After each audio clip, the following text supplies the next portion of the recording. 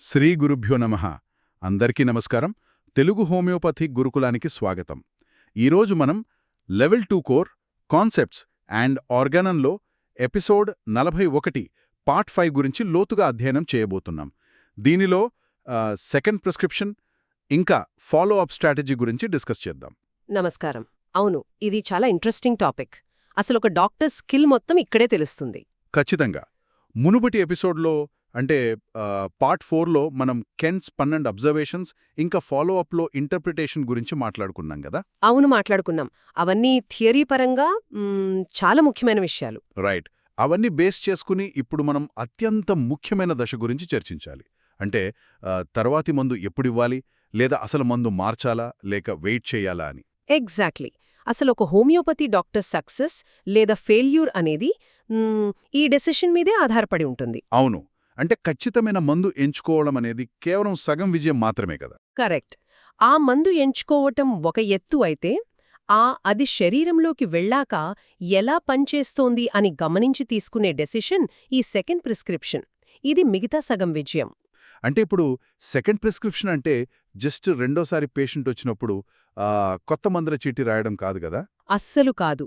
మొదటి మందు ఇచ్చిన తరువాత శరీరంలో జరిగిన మార్పులను బట్టి తీసుకునే తదుపరి నిర్ణయమిది. ఇది ప్రధానంగా 3 విధాలుగా ఉంటుంది. ఆ 3 విధాలు ఏంటి? 1 వెయిట్ అంటే వేచి ఉండటం, 2 రిపీట్ అంటే మందు మళ్లీ ఇవ్వటం, 3 చేంజ్ అంటే మందు మార్చడం.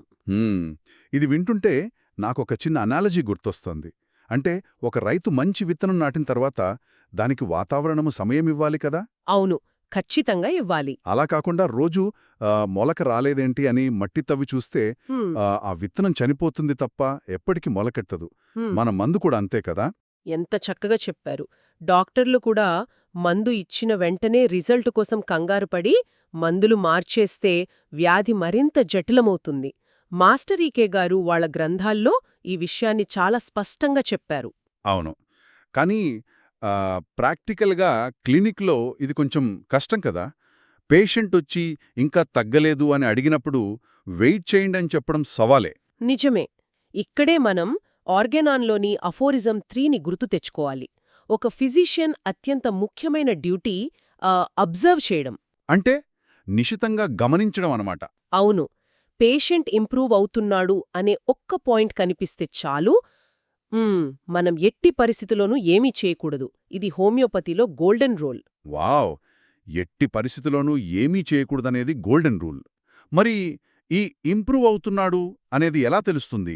మాస్టర్ ఈకే గారి 4-వే చెక్ ప్రకారం ఐడియల్ పరిస్థితి ఎలా ఉంటుంది?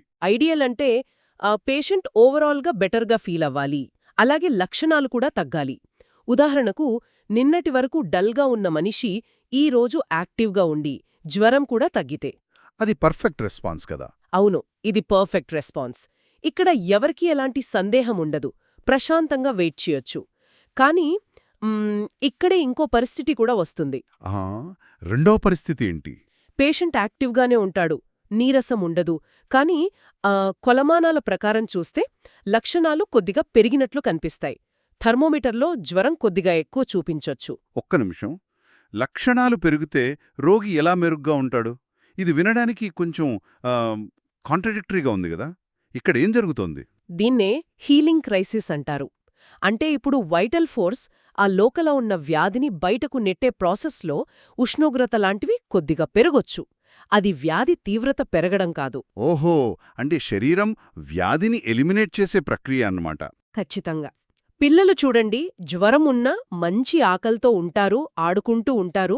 ఆ పెరిగిన జ్వరం కేవలం ఒక బయటకు నెట్టే ప్రాసెస్ కాబట్టి ఇక్కడ కూడా వెయిట్ చేయాలి. రైట్. ఇదంతా బానే ఉంది.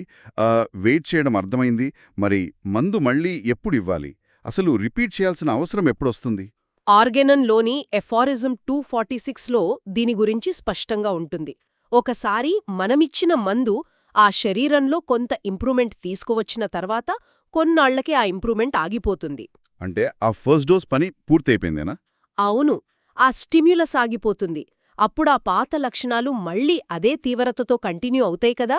అప్పుడే ఆ జీవశక్తికి ఇంకో ప్రేరణ అవసరం. దాన్నే వైటాలిటీ స్పందన తగ్గడం అంటాం. సో మునుపటి మందు తీసుకువచ్చిన ఇంప్రూవ్మెంట్ ఆగిపోయినప్పుడు మాత్రమే రిపీట్ చేయాలి. అలా కాకుండా రిజల్ట్ రావడం లేదని ముందే రిపీట్ చేస్తే, లేదా పరిస్థితి మరింత విషమిస్తే ఎలా? అప్పుడు మందు చేంజ్ చేయాలి కదా. అవును, మనం చేంజ్ చేయాల్సిన పరిస్థితులు మెయిన్గా 2 ఉంటాయి. ఒకటి, పాతవి తగ్గకుండా పూర్తిగా కొత్త లక్షణాలు రావడం. కొత్త లక్షణాలంటే ఒక ఎగ్జాంపుల్ చెప్తారా? ఇప్పుడు కడుపు నొప్పికి మందిస్తే సడన్గా వాళ్ళకి తీవ్రమైన కీళ్లనొప్పులు లేదా చర్మం మీద దద్దుర్లు వస్తాయి. ఇవి అగ్రవేషన్ కాదు, తప్పు మందు పడింది అనడానికి ఖచ్చితమైన సంకేతం. రైట్. అంటే మందు తన సొంత లక్షణాలను ప్రూవ్ చేస్తోందన్నమాట. అప్పుడు ఖచ్చితంగా మందు చేంజ్ చేయాలి. ఇంకో పరిస్థితి కూడా ఉంది కదా, మాస్టర్ ఈకే గారు హెచ్చరించిన డేంజరస్ సైన్స్. ఇది చాలా డేంజరస్ అండి. దీన్ని రాంగ్ డైరెక్షన్ ఆఫ్ క్యూర్ అంటారు. వ్యాధి లక్షణాలు తగ్గినట్లు అనిపించినా పేషెంట్ పూర్తిగా నీరసించిపోతాడు. అంటే భౌతికంగా జ్వరం తగ్గుతుంది కానీ మనిషి లేవలేడు, మాట్లాడలేడు కదా. ఎగ్జాక్ట్లీ. కోమా లాంటి స్థితికి వెళ్ళిపోతారు. వ్యాధి కేవలం అణచివేయబడింది, ప్రాణాధార అవయవాల వైపు వెళ్ళింది అని అర్థం. ఇది చాలా ప్రమాదకరమైన రాంగ్ ప్రిస్క్రిప్షన్ సూచన. బాబోయ్, అంటే భౌతికంగా సిమ్టమ్స్ తగ్గినట్లు అనిపించినా లోపల వైటల్ ఆర్గాన్స్ దెబ్బతింటున్నాయి. ఇలాంటి స్థితిలో ఉంటే వెంటనే ట్రీట్మెంట్ డిసిషన్ మార్చాలి కదా. ఖచ్చితంగా మార్చాలి. అవసరమైతే ఆ మందును యాంటీడోట్ కూడా చేయాలి. ఇది చాలా సీరియస్ విషయమే. మరి ఈ ఫాలోఅప్ మొత్తాన్ని ఒక స్పష్టమైన డిసిషన్ ఫ్లోలాగా చూస్తే క్లినిక్లో డాక్టర్స్ మైండ్లో ఏ ప్రశ్నలు రన్ అవ్వాలి? ఫాలో అప్లో కేవలం 3 ప్రశ్నలు కీలకం. 1, పేషెంట్ బెటర్గా ఉన్నాడా? 2, కొత్త సిమ్టమ్స్ ఏవైనా ఉన్నాయా? 3, పాత సిమ్టమ్స్ మళ్లీ వచ్చాయా? ఈ 3 ప్రశ్నల ఆధారంగానే వెయిట్ రిపీట్ చేంజ్ అనేది ఆధారపడి ఉంటుందన్నమాట. దీన్ని సోర్స్లో ఇచ్చిన ప్రాక్టికల్ క్లినికల్ ఎగ్జాంపుల్స్తో చూద్దాం. ఫస్ట్ ఎగ్జాంపుల్, ఒక డయాబెటీస్ పేషెంట్. అవును, ఆ డయాబెటీస్ పేషెంట్కి బ్రయోనియా ఇచ్చిన తర్వాత నీరసం తగ్గిపోయి మెరుగ్గా అనిపించడం అనేది ఫస్ట్ ఎగ్జాంపుల్. ఇక్కడ పేషెంట్ ఇంప్రూవింగ్. సో ఇక్కడ యాక్షన్ చాలా స్పష్టం. వెయిట్ చేయాలి, ఎలాంటి మందు ఇవ్వకుండా ప్లాసిబో ఇచ్చి పంపించాలి. ఇక సెకండ్ ఎగ్జాంపుల్, అదే పేషెంట్కి కొన్నాళ్లు పాటు బాగానే ఉండి మళ్ళీ అదే సమస్య మొదలవడం. ఇక్కడ ఇంప్రూవ్మెంట్ ఆగింది. సో యాక్షన్ ఏంటంటే రిపీట్, అదే బ్రయోనియాని తగిన పొటెన్సీలో మళ్ళీ ఇవ్వాలి. రైట్. థర్డ్ ఎగ్జాంపుల్, పాతవి తగ్గకుండా పూర్తిగా సంబంధం లేని కొత్త లక్షణాలు, అంటే వింతైన కడుపు నొప్పి లాంటివి వస్తే. ఇందాక మాట్లాడుకున్నాం గదా, ఇది తప్పు మందు పడింది అనడానికి సంకేతం. సో యాక్షన్ చేంజ్, మందు మార్చాలి. ఇక ఫోర్త్ ఎగ్జాంపుల్, ఆ డయాబెటీస్ పేషెంట్కి డయాబెటీస్ లక్షణాలు తగ్గుతున్నాయి కానీ అకస్మాత్తుగా పాత మలబద్ధకం లేదా కడుపు నొప్పి తిరిగి వచ్చాయి. ఇదెలా హ్యాండిల్ చేయాలి? హెరింగ్స్ లా ప్రకారం గతంలో ఉండి అణిచివేయబడిన లక్షణాలు మళ్లీ రావడం అనేది ఇది చాలా చాలా మంచి సంకేతం. Good sign. ఖచ్చితంగా. ఇక్కడ మందు మార్చకూడదు, పాత లక్షణాలకు కొత్త మందు అస్సలే ఇవ్వకూడదు. కేవలం ప్లాసిబో ఇచ్చి వెయిట్ చేయాలి. అది తనంతట తానే తగ్గిపోతుంది. అవును, ఇదంతా చూస్తుంటే ఒక డాక్టర్కి అపారమైన సహనం ఉండాలి అని అర్థమవుతుంది. చాలామంది కంగారులో ఎక్కడ పొరపాట్లు చేస్తారు? వాటి వల్ల జరిగే నష్టమేంటి? మెయిన్గా త్వరగా రిజల్ట్ రావాలని పేషెంట్స్, డాక్టర్స్ కంగారు పడిపోతారు. అనవసరంగా మందులు మార్చడం, త్వరగా రెమెడీ రిపీట్ చేయడం చేస్తారు. అంటే ఆ అగ్రివేషన్ని అర్థం చేసుకోలేక ఫెయిల్ అవుతారన్నమాట. అవును, లక్షణాలు తాత్కాలికంగా పెరగడం అనేది అర్థం చేసుకోలేకపోవడం వల్లే చికిత్సను పూర్తిగా పాడు చేస్తారు.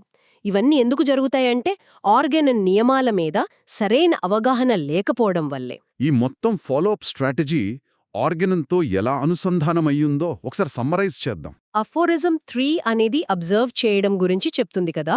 అలాగే అఫోరిజం 161 ఇంకా 162 మందు వల్ల వచ్చే తాత్కాలిక అగ్రివేషన్ని అర్థం చేసుకోవడం గురించి గైడ్ చేస్తాయి. అండ్ అఫోరిజం 246 అనేది రిపీటేషన్ ఎప్పుడు చేయాలి అని చెప్తుంది కదా. కరెక్ట్. వీటిపై స్పష్టమైన అవగాహన ఉంటేనే హోమియోపతిలో మాస్టరీ సాధ్యం. సూపర్బ్.